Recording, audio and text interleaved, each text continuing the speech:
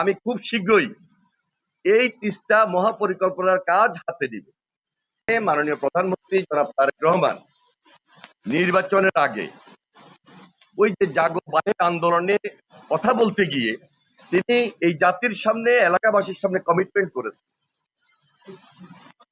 এবং ইনশাআল্লাহ এই কমিটমেন্টের ধারাবাহিকতায় আজকে এখানে আমার আসা।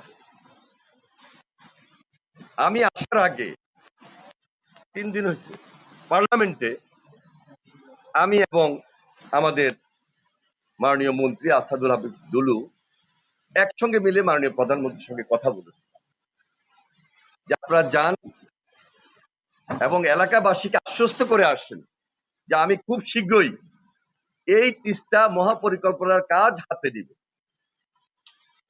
এবং ওই কমিটমেন্টের ভিত্তিতে নতুন ভাবে এই যে কাজটা করা, এই কাজটাকে দৃশ্যমান বাস্তবে নিয়ে আসা আমাদের প্রস্তুতির অংশ এবং আমরা সবাই মিলে আজকে একত্রিত হয়ে এলাকায় এসেছি, সরেজমিনে দেখেছি। ইনশাআল্লাহ পদ্মা ব্যারেজ যেভাবে কাজ হয়েছে, খুব শীঘ্রই আমাদের এই টেকনিক্যাল টিম কাজ করার পর দৃশ্যমান রিপোর্ট হবে এবং দৃশ্যমান এই কাজে একদিকে পাশ করানো, সেই কাজটাও আমরা দৃশ্যমান করে এখানে কাজ শুরু করবো ইনশাআল্লাহ। আপনারা জানেন যে আমাদের থেকে বেশি জানেন শুষ্ক মৌসুমে এখানে পানি থাকে না, নদীর যে পানির প্রবাহ না থাকার কারণে কৃষির দিক থেকে আপনারা সম্পূর্ণভাবে বঞ্চিত। মাছের কথা নাই বললাম, পানি না থাকলে মাছ কোথা থেকে থাকবে।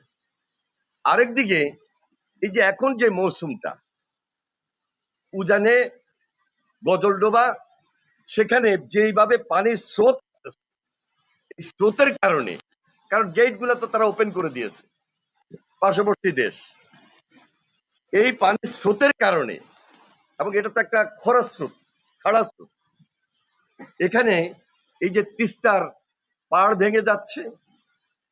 আরেকদিকে এখানে নদী ভাঙন বিশাল ভাবে দেখা দিচ্ছে এবং পানি এত ওভারফ্লো হচ্ছে, এই এলাকায় মানুষ আশেপাশে বসবাস করা কঠিন হয়ে যাচ্ছে।